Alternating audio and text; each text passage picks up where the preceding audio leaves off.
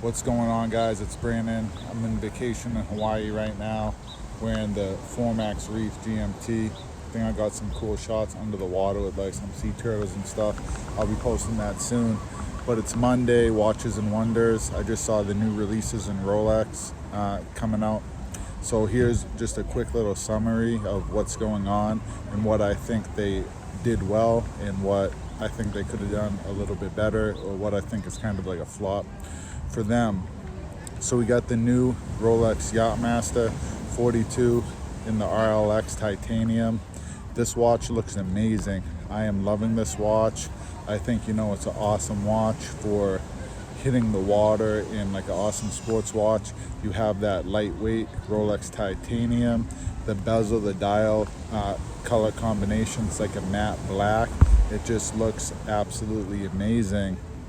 I think this watch is going to be a hit, but it's about $5,000 more than Rolex Submariner. So is it cool enough to justify that price difference? I think it might be. We're gonna see where this watch goes. The Yachtmaster, although I've always really liked the line and I've liked the look of all the Yachtmasters, they just haven't been as popular as the Submariners, and I think this watch might be the one to change that up. I think this is going to be a really popular watch for Rolex. So this one is definitely a hit in my opinion. Now you have a new dress watch from Rolex. Nobody really seen this one coming. I certainly didn't see it coming, and they didn't even really tease it on their little teaser announcements. There were no predictions for this watch, and I think it actually looks really, really good. I think it's way better looking than the Cellini, which was a good dress watch in its own right, but this one's a little more distinctive. It's just done to a little bit higher level. I think it's probably their highest finished, best looking dress watch that they've produced, probably, up until this point. I think they're trying to prove a point with this one, that they are, awesome watchmakers. They're not just the king of the sports watch, but they want to push into that dress watch range too. So, this was one out of left field, but I think it's a hit. Will it be a hit on the market? I don't know yet. It's probably matters, how many of these are floating around out there. It could be though. It could be, you know what I mean? I think this one's up in the air. Let me know what you guys think about the Rolex dress watch. I believe it's the 1908 is what they're calling it. But I think, first glance, it looks really, really good. New Oyster Perpetual. It's really, really funky, guys. This is a funky looking watch. It has kind of like a Tiffany blue dial on the background, so it will probably be popular. And then a bunch of little circles on it of yellow, coral red, green, and Tiffany blue again, to kind of signify all the colorful dials that came out a couple years ago. This is a weird watch to me. You're signifying the importance of all those colorful dials that came out, but most of those dials are discontinued now, but you're celebrating with this watch.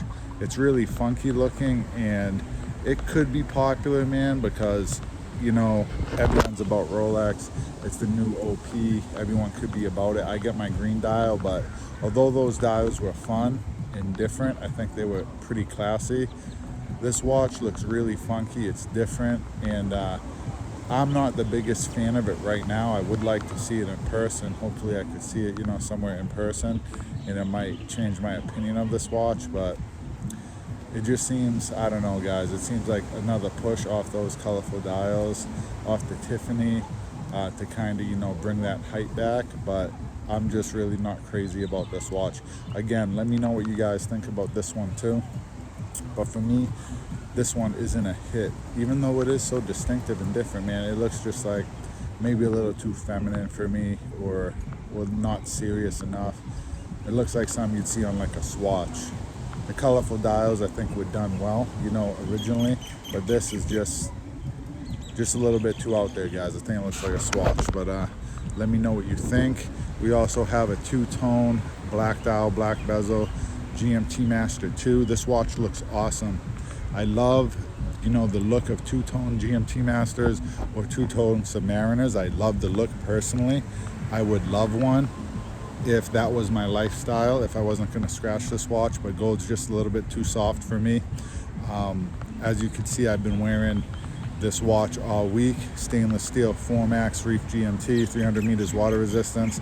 I have my Rolex in stainless steel, my Oyster Perpetual 41 green dial. Those are the watches for me. Stainless steel, titanium, watches with water resistance that can take a beating. The GMT Master could take that beating, and visually it looks just so great. But for my lifestyle, I've been swimming around snorkeling with this watch all week.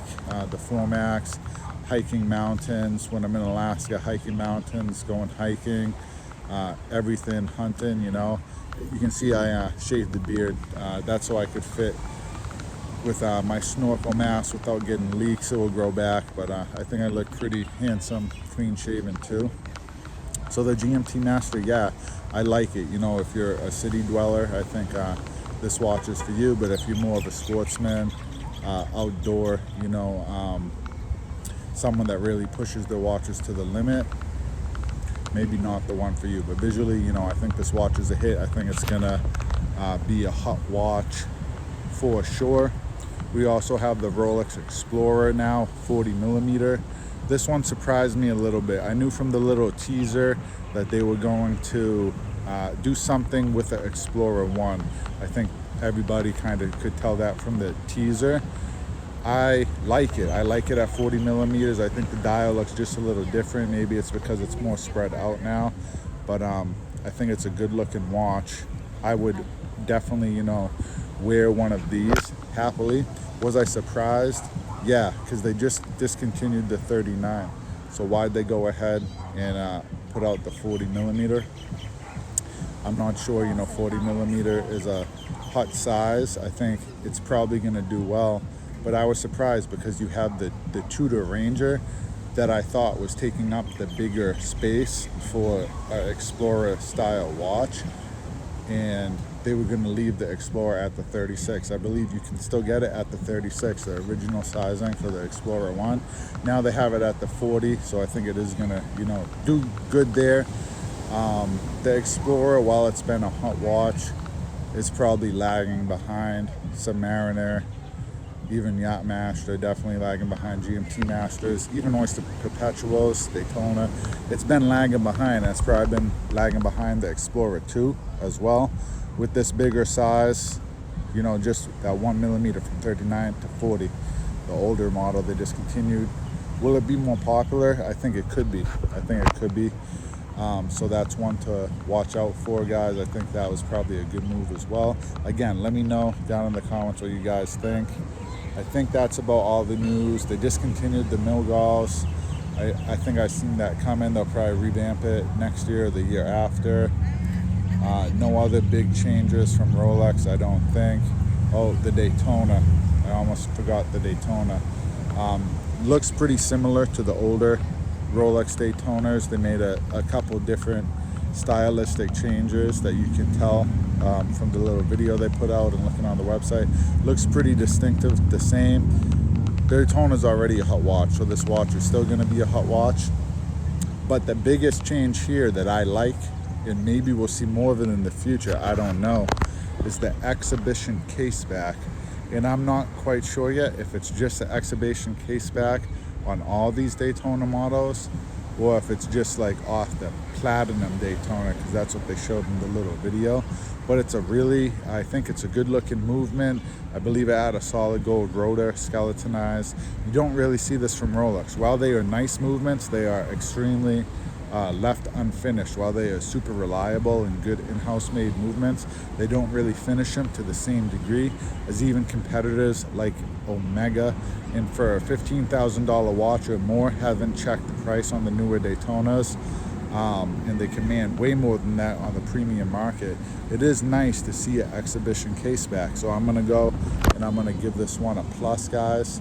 I think that's probably one of the best things they did, is the new movement in the Daytona with the exhibition case back. in the Yacht Master for me. Overall, I think this was a really good release from Rolex. Oyster Perpetual, I just, I ain't really feeling it. But let me know your guys' thoughts. I just wanted to go ahead, get this video out there when it's fresh. I'm gonna go ahead, I'm gonna hit that water some more. I'm gonna snorkel a little bit. I'm filming a little bit more content with the Reef GMT, so stay tuned for that. I filmed, my review with this watch. If you haven't seen it, guys, this watch is really, really cool. $2,000 watch, punches way, way above its price point. Check out my review. It's already out. I get a second video that will be coming out with this watch, just a fun little video. And I'm here in Hawaii. I'm gonna be recording a third video with this watch. And so that's about it, guys. Thanks for watching. Let me know what you guys think about Rolex's new releases. Catch you guys on the next one. Aloha.